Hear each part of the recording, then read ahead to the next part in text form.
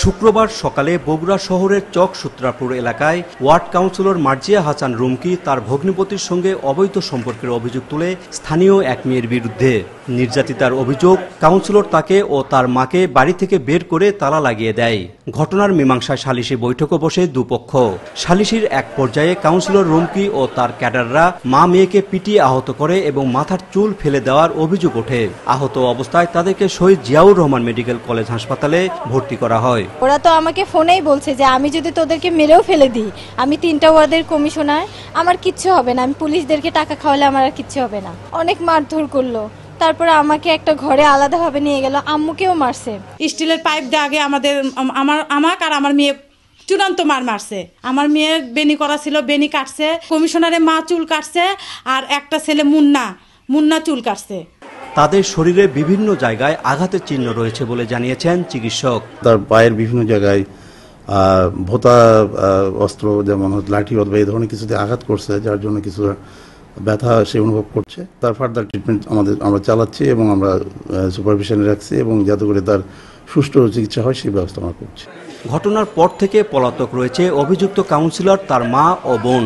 ঘটনার সাথে সাথেই আমরা তুফান সরকারকে এবং যে 3 জন সহযোগী ছিল তাদেরকে গ্রেপ্তার করি এবং সেই ভিকটিম এবং তার মায়ের পরিবারের নিরাপত্তা নিশ্চিত করি এবং অন্যান্য যে আসামি ছিল ওয়ার্ড কাউন্সিলর রুমকি সহ অন্যদের গ্রেপ্তারের জন্য অভিযান চালায়।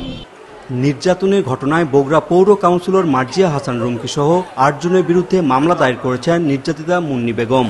বগুড়ায় এক ছাত্রীকে ধর্ষণের পর তার ও মায়ের মাথা ন্যাড়া করে দেওয়ার ঘটনায় গ্রেপ্তার শ্রমিক লীগ নেতা সহ 4 জনকে জিজ্ঞাসাবাদের জন্য 7 দিনের রিমান্ড চেয়েছে পুলিশ। কিছুক্ষণের মধ্যে এই বিষয়ে আদালতে শুনানি হবার কথা। এদিকে এই ঘটনা তদন্তে বগুড়ার অতিরিক্ত জেলা ম্যাজিস্ট্রেটকে প্রধান করে 3 সদস্যের তদন্ত কমিটি করা হয়েছে। কমিটির বাকি 2 সদস্য হলেন জেলা মহিলা বিষয়ক কর্মকর্তা এবং সমাজসেবা অধিদপ্তরের উপপরিচালক। ঘটনা তদন্ত করে যত দ্রুত সম্ভব তাদের প্রতিবেদন দিতে বলেছেন জেলা প্রশাসক। সেই সাথে কোন কোন ক্ষেত্রে প্রশাসনিক সহায়তা লাগবে তাও জানাতে বলা হয়েছে কমিটিকে।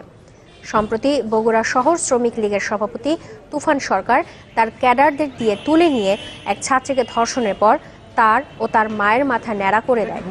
লোমহর্ষক এই ঘটনার পর পুলিশ 4 জনকে গ্রেপ্তার করে। পুলিশ বলছে গ্রেপ্তারকৃতরা প্রাথমিকভাবে ঘটনার দায় স্বীকার করেছে। সাক্ষী দিতে না পারে তাহলে তো মামলা প্রমাণ করা যায় না। প্রকৃত ঘটনাটা যাতে আসে, সাক্ষী প্রমাণে আসে, এই জন্য বাদী পক্ষকে প্রোটেকশন দরকার। এই নিয়ে আরো জানাতে বগুড়া থেকে সরাসরি যোগ দিচ্ছেন ফরহাদুজ্জামান শাহী। ফরহাদ, আপনার কাছে জানতে চাই, রিমান্ড শুনানি কি শুরু হয়েছে কিনা এবং এই ঘৃণ্য ঘটনার ফলে বগুড়ার শহরে সাধারণ মানুষের মধ্যে কি ধরনের প্রতিক্রিয়া তৈরি হয়েছে? আমি এখন বগুড়া দাঁড়িয়ে আছি, যেখানে সেই 4 আসামি কোর্টের উঠানোর কথা আছে, কিন্তু এখন পর্যন্ত রিমান্ড শুনানি কিন্তু শুরু হয়নি। পুলিশের সাথে আমরা কথা বলেছি, পুলিশ বলেছে 4 আসামি নিয়ে 4 আসামি নিয়েই আসলে পুলিশ আবেদন করবে, কিন্তু এখন পর্যন্ত কোর্টের শুনানি শুরু হয়নি।